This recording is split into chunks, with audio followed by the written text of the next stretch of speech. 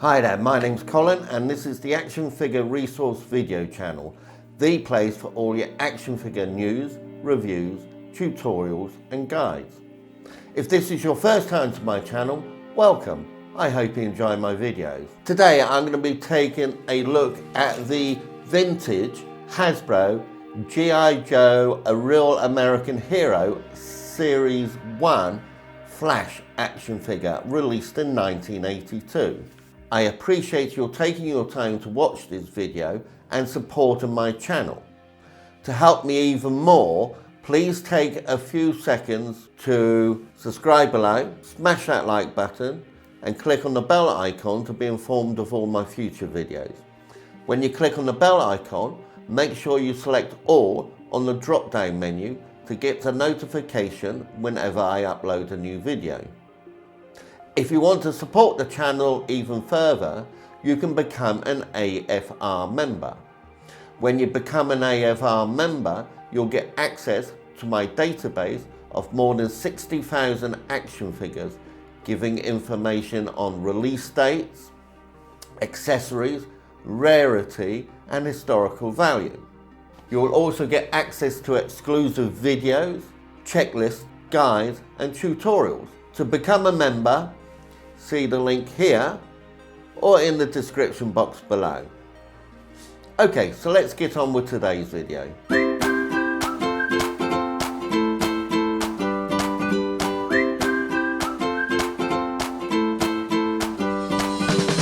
ActionFigureResource.com.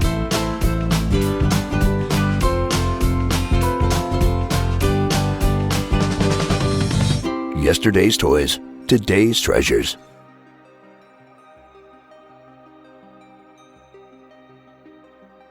Gambello Anthony, codenamed Flash, was a member of the original G.I JOE team.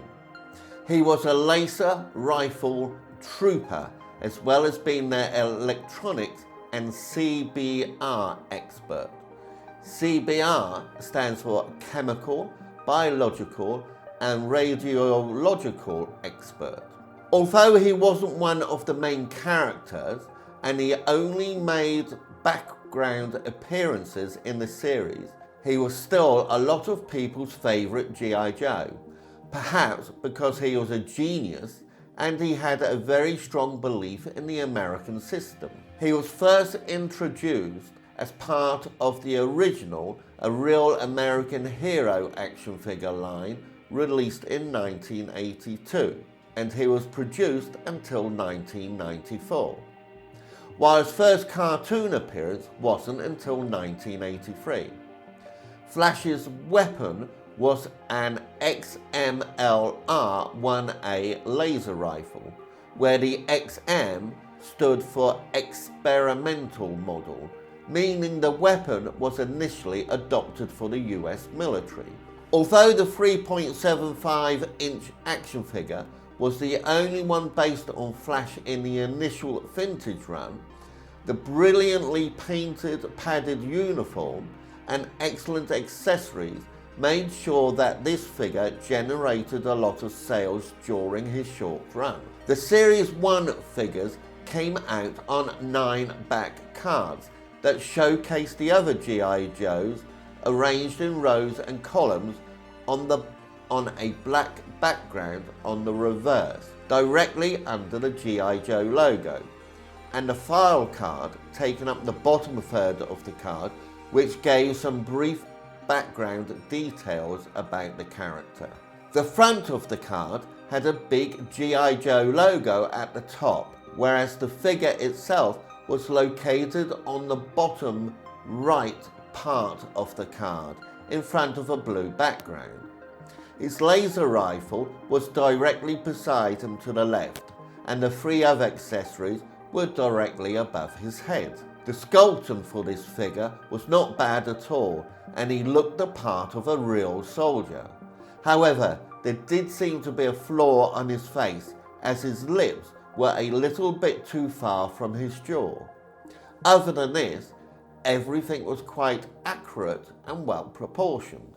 He was sculpted with his entire body covered in a suit of armour, except for his face, and he had long leather gloves or gauntlets on his hands. His arms were well proportioned and perfectly sculpted. His armour, or the rough protective pads which he wore on his chest, upper arms and upper legs, were also well sculpted. His head sculpt, on the other hand, was fairly plain and didn't have a great deal of detail, but this is probably because the majority of the time it was covered by his helmet and visor and less removed. Probably the best part of this figure was the paintwork. Unlike most other figures, Flash only had two major colours, his army green suit and orange protective pads, although his boots and gloves or gauntlets were brown. The colour combination was not only perfect, but the actual paint was well applied and very accurate, with little to no evidence of overlapping or smudging between the colours. The orange pads were certainly painted in a way that they did not overwhelm the overall look of the figure. His backpack and helmet had the same green colour as his suit. The laser rifle was black, and lastly, his visor was white. The Flash figure had 4 accessories: an XMLR-1A Laser Rifle, a backpack, a helmet, and a visor, which was usually attached to the helmet, but could be taken off. The laser rifle had a wire extension which could be used to attach it to the backpack by fitting it inside a hole. The backpack itself could be attached to the figure by fitting it into the peg hole on the figure's back, and the helmet and visor could easily be attached or removed from Flash's head. Although the figure only had a few standard basic points of articulation, as with all the other early releases, it was still a fun figure to own and play with. His head had a swivel joint, which allowed his head to be moved from left to right. His knees could also be bent to a 90-degree angle through the use of pivot joints. The upper body could be twisted at the waist.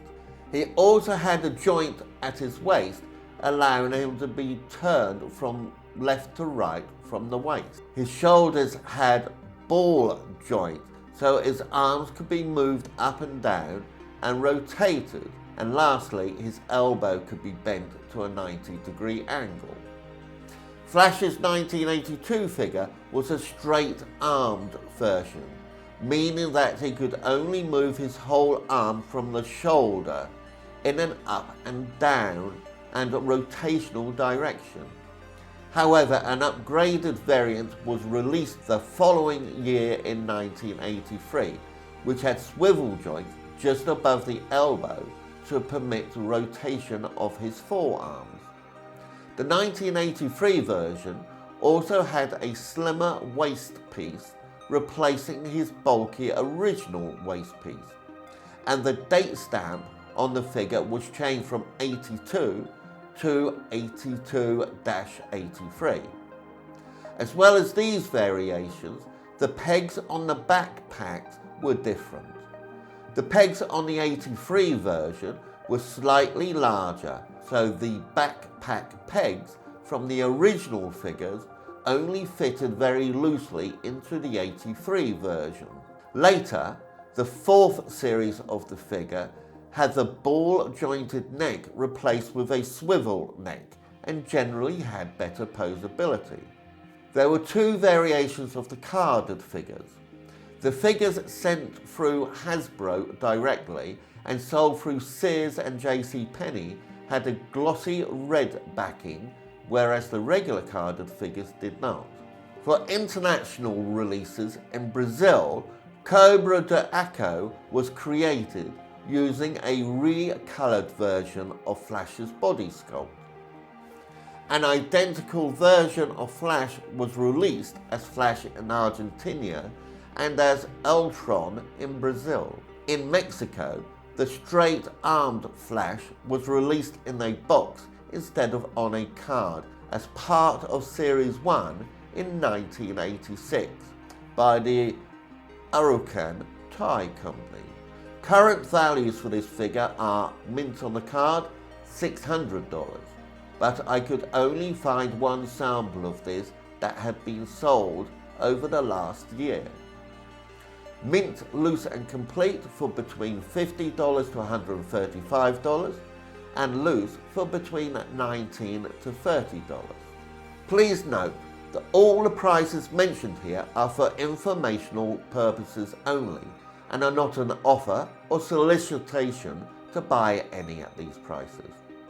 When researching these figures, I use several different websites and YouTube channels to gather information and values. If there are any errors or missing information, please let me know in the comments below. If you'd like to support this channel further, why not become an AFR member? Welcome to the best action figure guide in the world, the largest database of action figures on the internet with 60,000 plus individual vintage action figures listed, including Star Wars, G.I. Joe, Transformers, Teenage Ninja Mutant Turtles, and many, many more. Each toy listing has information on its release date, the manufacturer, product number, its rarity, and the historical value of the toy. To become a member, see the link in the description box below. Don't forget to subscribe, smash the like button, and click on the bell icon to be informed of all my future videos. When you click on the bell icon, make sure you select all on the drop-down menu to get notifications whenever I upload a new video. Check out my other videos here. I hope you enjoyed this video, and until next time, bye for now. actionfigureresource.com. Yesterday's toys, today's treasures.